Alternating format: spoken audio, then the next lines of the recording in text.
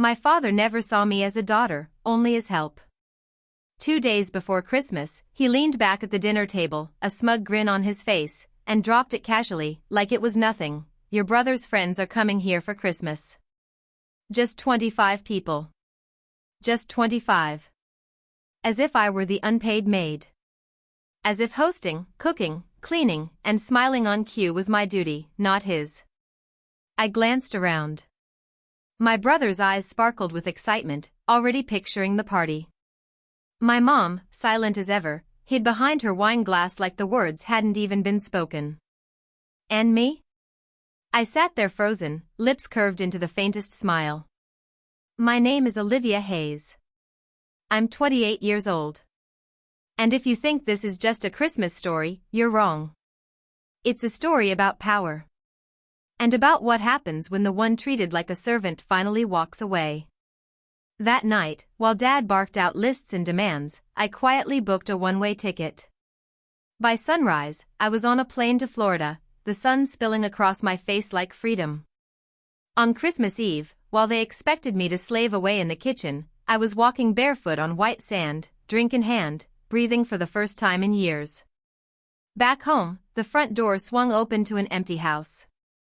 No food, no decorations, no carefully arranged trays. No Olivia. I pictured Dad's face, turning pale as 25 guests stood awkwardly in a bare, cold house. For once, his empire had no worker to keep it running. And that was only the first surprise. Because Florida wasn't just my escape. It was the start of my revenge. Christmas morning, my phone lit up with dozens of missed calls. Dad's voice on voicemail, sharp and furious. Olivia, where are you? Nothing's ready. Do you think this is funny?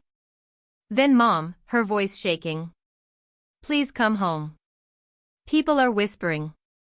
Your brother is embarrassed. Embarrassed. The word almost made me laugh. I'd been humiliated for years, cooking, cleaning, paying bills, being introduced as the one who takes care of things instead of their daughter. Now the embarrassment was theirs. By noon, Dad's tone had shifted. His last voicemail wasn't just angry, it was desperate. You've ruined Christmas. You've disgraced this family. When you come back, we'll deal with you. Deal with me? That arrogance only made me smile wider. Because while they scrambled through chaos, I was already sending the email I had drafted weeks ago. One click. Dozens of relatives and family friends received proof, screenshots of receipts, bank transfers, utilities, groceries, even mortgage payments. All mine. All the evidence that I had carried the household while Dad strutted around pretending to provide. The mask cracked. The image of the perfect provider collapsed in real time. By breakfast, replies were rolling in. Cousins, family friends. Is this true, Olivia? Why didn't you ever say something? And the one that made me laugh into my orange juice. Your dad looks like a fool right now. He's furious. For years, I had been silent. Now, silence wasn't mine anymore, it was his. That afternoon, Aunt Lisa, the only one who'd ever been kind to me, called with a smirk in her voice. Your father is unraveling. Guests left early. He tried to spin the story, but no one believes him. They saw the truth. I leaned back in my chair, letting the Florida sun warm my skin. For the first time, I wasn't dreading what came next. The texts from Mom grew frantic.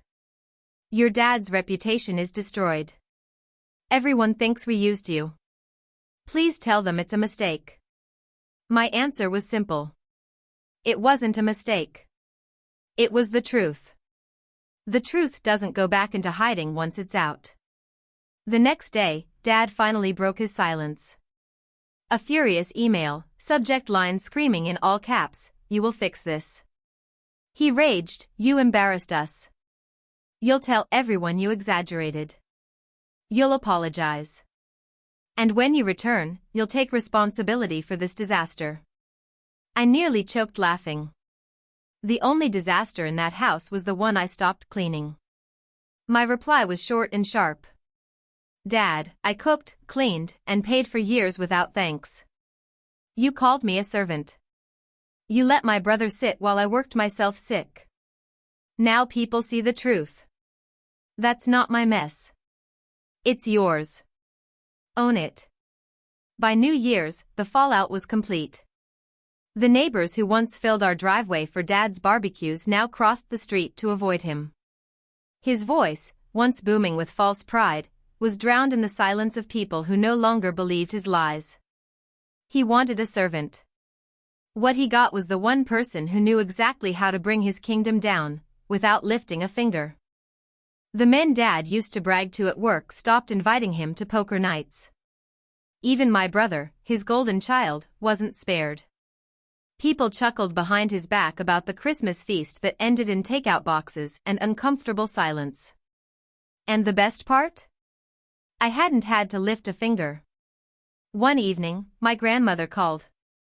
Her tone was calm, but I caught the weight of disappointment woven into it. Olivia, she asked gently, you were the one keeping that house running all these years, weren't you? Yes, I whispered. She sighed. He's furious because the truth always stings harder than lies. But I'm proud of you for finally standing up. Her words landed deep, like a spark finally catching flame. For once, I felt truly seen. Meanwhile, Mom's calls came in constantly, swinging between anger and desperation. One text read, "You've punished us enough. Please help us fix this before it's too late." But that's what she never understood. I wasn't punishing them. I'd just stopped carrying their weight. And the heaviness they felt now was only the burden they had stacked on me for years. At work, I received an unexpected holiday bonus, a reward for stepping up when others scrambled. I used it to extend my Florida stay another week. Each morning, walking the beach or sipping coffee on my balcony, I thought about Dad expecting me to scrub pans for 25 guests. Instead, I was here, free. The truth was out. Their power was gone. And for once, I wasn't the one cleaning up their mess. By mid-January, karma had settled in. Dad's life had always revolved around appearances, crowded Sunday dinners, extravagant holiday spreads, his perfect family plastered all over social media. But now? Their house sat dark. No visitors. No laughter. Neighbors whispered about the fall from grace, their pity sharper than ridicule. One cousin messaged me quietly, "Your dad tried to host poker night." Hardly anyone showed. He sat at the table alone. I could see it so clearly, the man who once commanded every room now staring at empty chairs, powerless. Mom's messages became frantic. The bills aren't adding up. Cards keep declining. People are asking questions we can't answer. Please, Olivia, come home and help us. But there was no home anymore. That illusion had crumbled. Florida gave me more than freedom, it gave me perspective. I met people who treated me as an equal. Friends who laughed with me, not at me. Strangers who didn't assume I owed them service just because I was present. Slowly, I realized I wasn't just free of their house. I was free of their definition of me.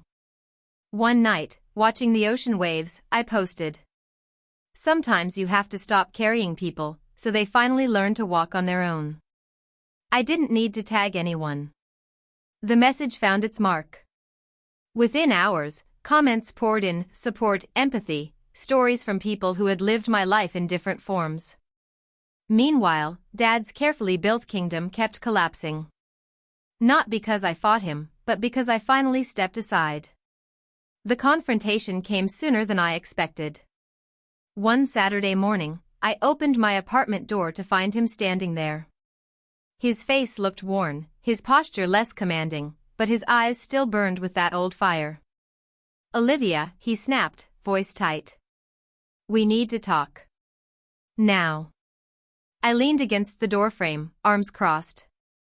"Funny. Last time we talked, you ordered me to serve 25 strangers. What's changed?" His jaw tightened. You've made us look weak. People laugh. My friends, your cousins, they whisper. You've ruined my reputation. I let the silence stretch before replying. No, Dad. You ruined it. I just stopped hiding the truth. You built your pride on my silence. And when I stopped being silent, everything crumbled. He stepped closer, lowering his voice. You think you're better than us? With your little apartment and your vacations? You'll regret turning your back on family. I met his glare with steady calm. I don't regret it. Not one bit. For the first time, I'm living without being your servant.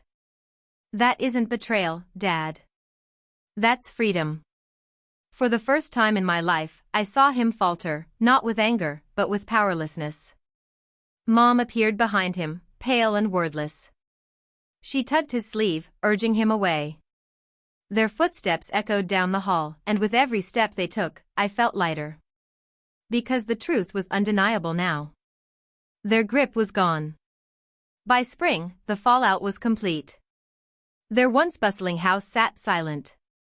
No holiday lights, no guests filling the driveway, no laughter spilling onto the porch. The perfect family image was dead. My brother avoided the topic of Christmas altogether. Mom forced smiles in public, but everyone saw through it. And Dad, he looked smaller. Meanwhile, I thrived. My job recognized me with a raise. I booked another trip, not to escape, but to celebrate. Friends crowded my apartment, laughing around a table I chose to fill. I cooked because I wanted to. And for the first time, food tasted like joy, not obligation. One evening, a letter arrived. No return address, but the handwriting was his. You proved your point. We were wrong. We didn't realize what you gave us until it was gone. I don't expect forgiveness, but I hope someday you'll understand. I folded the letter and set it aside, not in anger, but in peace. I didn't need his apology to validate me. I had already found my worth in the simple act of walking away.